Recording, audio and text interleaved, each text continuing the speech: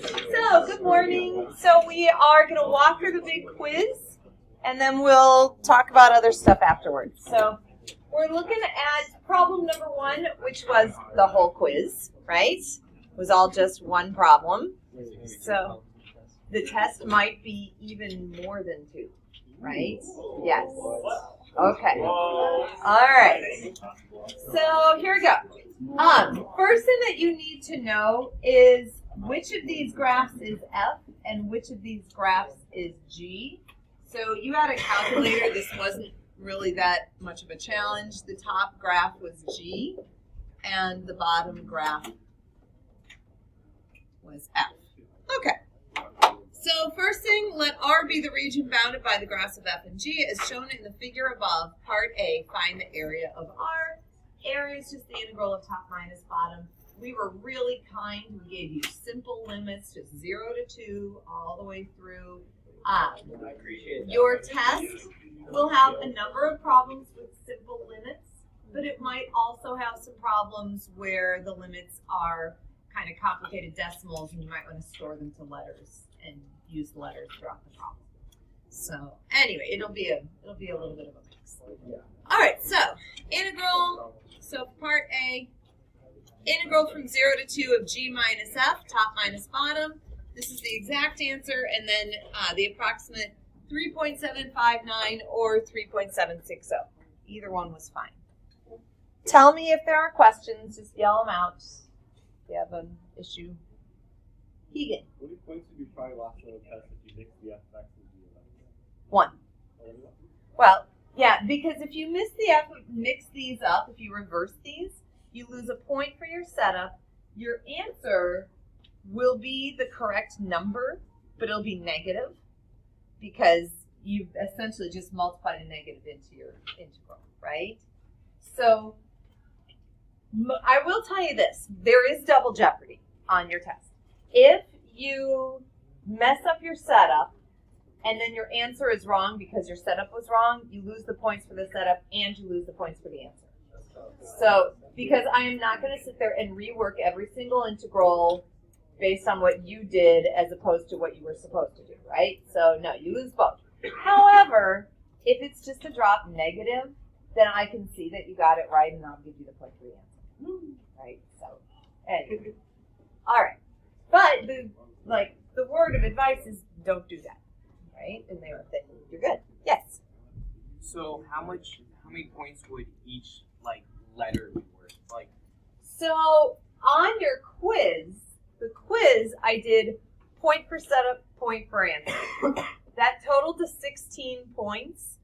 I subtracted from 16, but only took it out of 15, so you all got 1 freebie missed point. So there you go. On your test, if it was a problem like this, honestly, this problem would probably be worth 3 points. It would be worth probably a point for the limits, point for the integrand, point for the answer.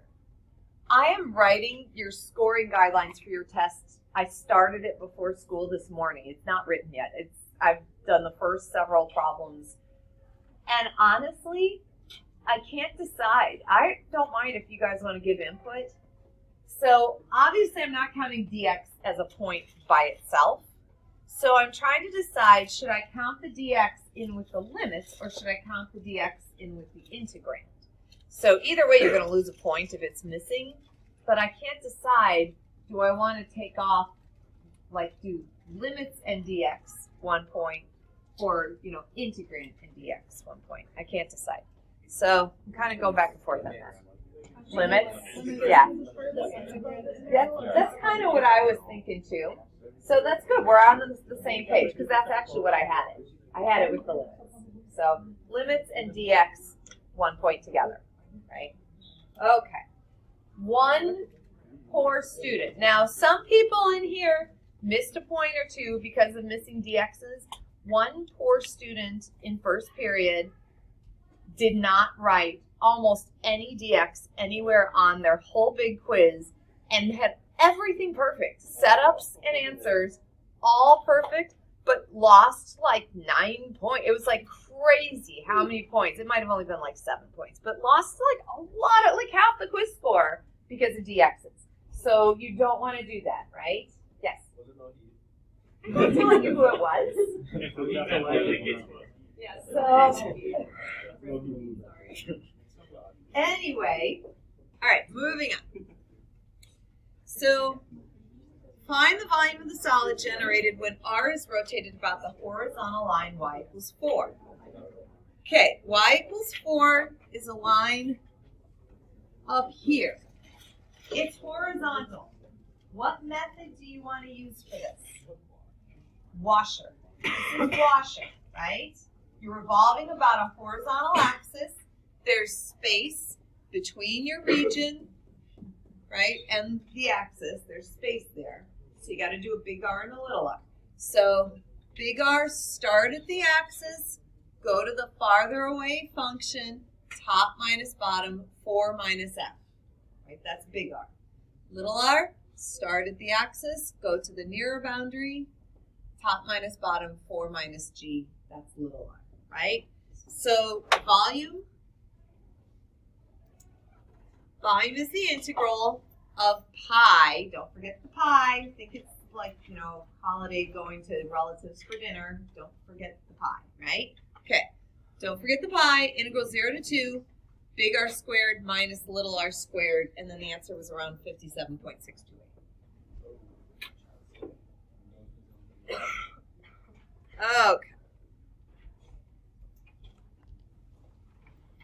There will be washer on your test, right? Make sure you are comfortable finding big R and little r. All right. Any questions on washer? All right. Okay. Find the volume of the solid generated when R is rotated about the vertical line x equals 2. So vertical line x equals 2 is over here. This is pretend that's vertical. That's the vertical line, x equals 2. We're revolving this region about this line. There are two methods that you could use to do this. What are the two methods? Washer, not this. Washer and shell. Washer and shell. Sorry, Casper, I knew you knew it. No, it's understandable. Okay, all right. Washer and shell. However, you had to use what method? Shell. Because if you used washer, you had to integrate dy, which means you had to solve these for x in terms of y. This one's solvable. This one is solvable too, but it is not easy, right? If you solve this for x in terms of y, what you have to do is move the y over, lump it in with your constant, and do quadratic formula, right? I don't see you guys doing that. So have you ever done it? Quadratic formula with variables? It works. So, you sing the song, right? And then you just do it. But anyway, I would not advise that. I would advise learning shell. That's what I would advise. So there will be problems on your test where you will have to know shell because you won't be able to solve the function for x. So if that's the case, I would learn shell. I love shell. I think shell is easy, right? So 2 pi RH, your radius is the axis you're revolving around, and the letter x, right minus left. So since the axis is on the right, the radius is 2 minus x. Your height is just top minus bottom, so this is g minus f. So shell, for this guy, 2 pi, integral 0 to 2, radius 2 minus x, height g minus f. And your answer was around 23.988 or 23.989. Any questions on shell? Nope. Perimeter. You've never been asked for perimeter. But what is perimeter really? It's arc length, right? Now, some of you, not a lot, but a couple, mixed up the formulas for arc length and average value. So between now and Wednesday, make sure you've got them straight so that you're doing the right formula with the right thing, right? So the formula for arc length, so you're really finding the length of this arc and then the length of this arc, right, and adding them together because that gives you the perimeter, right? The distance all the way around. All right, so formula for arc length is the integral of the square root of 1 plus f prime squared, right? The downfall of many a student was not knowing how to find the derivative of this function. So everybody got the arc length for this guy. So integral from 0 to 2 of the square root of 1 plus the quantity 4x minus 6 squared, right? That one was fine. Everybody loves differentiating polynomials, right? A couple of you did integrals. Make sure you know its derivative, right? Okay. This guy, I have to fix my answer key. My answer key was, I made the answer key years ago. I made it again, and I did it in pen, and I did it like, I put a constant upside down. So I fixed the answer, but I forgot to fix me writing the constant upside down. So anyway, the derivative of this, right, if we were to find g prime, so derivative of cosine is negative sine. So it'd be negative 4 sine, never change your guts, but you got to multiply by d guts, right? So derivative of pi fourths x is pi fourths, and then the fourths cancel. So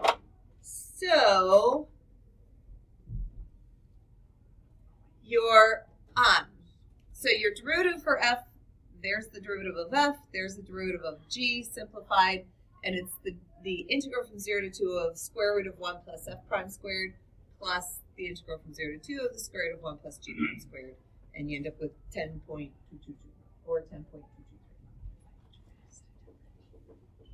All right. On the back, are there any questions on arc length? All right.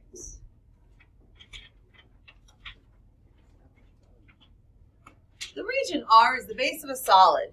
For this solid, each cross-section perpendicular to the x-axis is an isosceles right triangle with a leg lying across the base. Write, but do not evaluate, an integral expression that gives you the volume of this solid. When you have an isosceles right triangle, most of you got this. Some of you had root 3's in your answer, which would be involved in an equilateral triangle. This wasn't even equilateral. Some of you, if you had a root 2 in your answer, it meant that you put the hypotenuse on the base.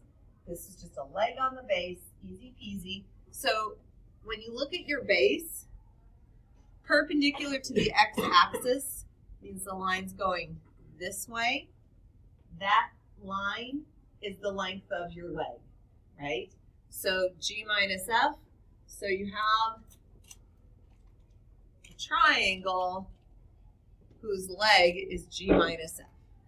And then since that's a leg and it's isosceles, the other leg is also g minus f. And therefore, it's just 1/2 times g minus f squared. 1/2 base times. So, can't tell you what shape or shapes are going to be on your test. There will be a couple different ones. So, just be ready. Is there going to be one for every problem? Is there going to be one what? Oh, you're picturing every problem as being like a multi-parter like this, and they're not. So, like the first problem in the essential learning is a multi-parter, then with just setups, no answers. And then there's a few other essential learning problems that are just individual, like find the area, find the volume, just their own little functions and stuff. A couple multiple choice, and then you have a few multi-parters, right? So there might be a cross-section mingled in with those individual problems. There might be a cross-section in with the multi-parters. So, yes? So what's the difference between essential learning and normal learning? So the essential learning, not much. Honestly, what it's really not called normal learning, it's called enrichment enhancement. the enrichment and enhancement problems are literally AP problems, but you're doing the same thing, but they are AP free response questions. Is this like a bigger test? No, it's a small test. You guys are going to finish early. But you really will, honestly. Like I took it. So I took both versions. Saturday morning I proctored the ACT, right? And so when you proctor the ACT, you're supposed to just sit and stare. So, and you definitely can't use electronic devices when you're proctoring, right? Like mine did. Yeah, I did. Now, you have to use your laptop for the actual proctoring. My teacher was on her phone. Yeah, right. Oh, yeah. Don't snitch your test will get made. Okay, so anyway,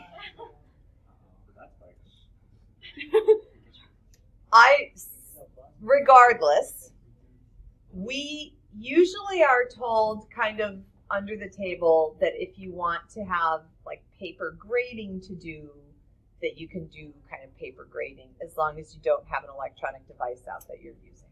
So now, I mean, you have to have, like, you use your laptop for the actual, it's all run by electronically now, right? It does the timing on your laptop and everything. So you have to use your laptop to actually proctor.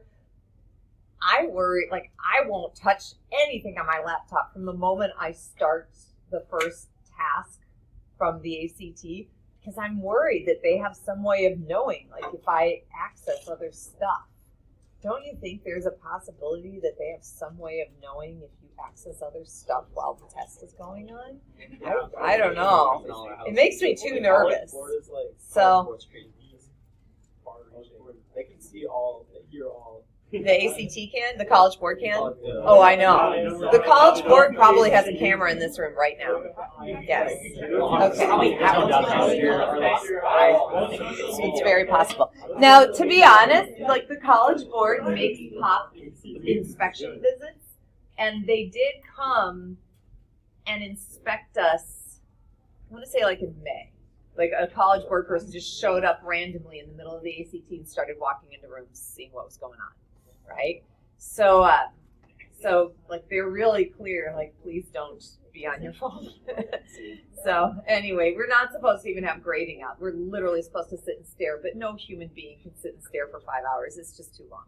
So I grade. So anyway, that being said, so I graded all your quizzes, and I went in and took both versions of your test, and the only thought I had while I was taking the test was, this is way too easy. This is way too easy.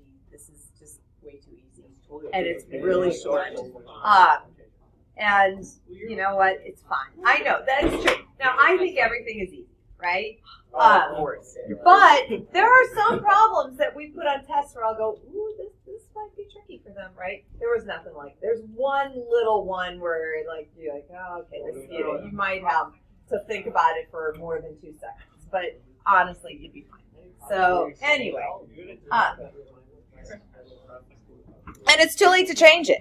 Like Ms. Grunwald already made a big slide with the whole layout of the whole test, like telling her students, this is how many are in this section and these are how many points, right? So I can't change it now. So it is what it is. So she's sending me the slides. I'll show them to you tomorrow. So Is there a way on your calculator where you can put in like equations, like the equation for f of x, and stow it in as a letter? So there is on the 89. And you know what you could do? You could put it in Y1, and then you could use vars and pull it down. So, like, if you want to store an f of x equation and use it later on, so if you put it into f of x on, like, Y1 on your graphing window, then on the 8384, you would hit vars, go to y vars, enter, and that'll pop Y1 in. Oh, Okay. On the 89, you don't go to vars. If you're using your Y1 somewhere, you literally type the letter Y, the number 1, and you have to put parenthesis x parenthesis. It's like a function name. It's you do like Y1 of x when you use it.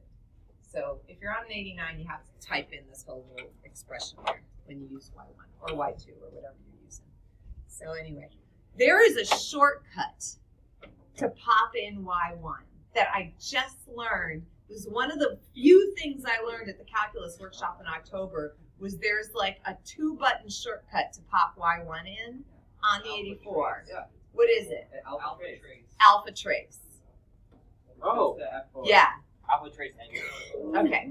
So anyway, so yeah, so there you go. You don't have to do the bars thing. It saves you some time. Yeah. Yep. I'd forgotten what it was. All right. Oh, now everyone's doing it. Okay. All right. Moving on. Oh my gosh, that whole discussion was recorded. Okay. All right. That's all right. You just implicated you in massive. You disobeyed a college board. Oh, hopefully they won't watch this video. What if the college board goes in They could. It's public. The college board, I don't do anything during the ACT. I sit and I stare and I get up periodically and walk through and monitor the students. That is all I do. I love the college board. I think You put on great workshops. Thank you. I know. It is Badger Monday. All right. Find the average value of f on the interval from 0 to 2. Average value, 1 over 2 minus 0 times the integral from 0 to 2 of whatever you want the average of. Most people got this just fine. Some people didn't read the directions and had like an f minus g or a g minus f in here. So be careful. It was just the average of f. You're just doing the average value of f. All right. Go have fun. Do well. Okay. All right. Find c such that f of c equals f sub av. So if you're finding c, you had to set your equation, your function, f of x, equal to whatever your average value was and solve for x. So this would be the exact answer if you put this onto this side and did quadratic formula. But wow, why would you do that, right? Just use your calculator, solve the equation, and you get 0.736. So if you have trouble and you don't know how to solve an equation on your calculator, please ask me sometime in the next 2 days, because you'll have to do it probably at least once. So make sure you know how to solve an equation. All right, almost done. There is a vertical line, x equals k. This is almost straight off of your quiz, too. You had like a 6-1 quiz with the same question. So there is a vertical line, x equals k, that splits the region into 2 regions of equal area. Write but do not evaluate an equation involving k, involving an integral that can be used to find k. There are many possible right answers. Many. Like so many right answers, how could you get it wrong, right? Okay. So I'm going to tell you before I start showing you the right answers, the first way to get it wrong is not to give me an equation. An equation has to have a what? An equal sign. Otherwise, it's not an equation, right?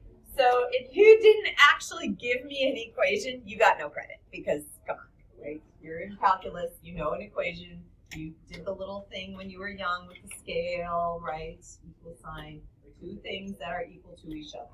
So anyway, all right. So multiple possible answers. I'm going to show you several, but these are not all. One is to say the integral from 0 to k is equal to the integral from k to 2. Right? We're going from 0 to 2.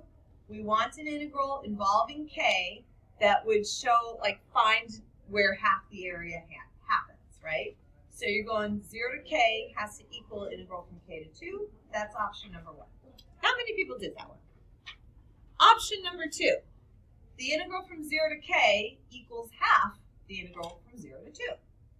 Also good, right? Some of you, for this option, instead of putting the half here, put the 2 over here, which is fine, right? Doesn't matter. Okay. All right.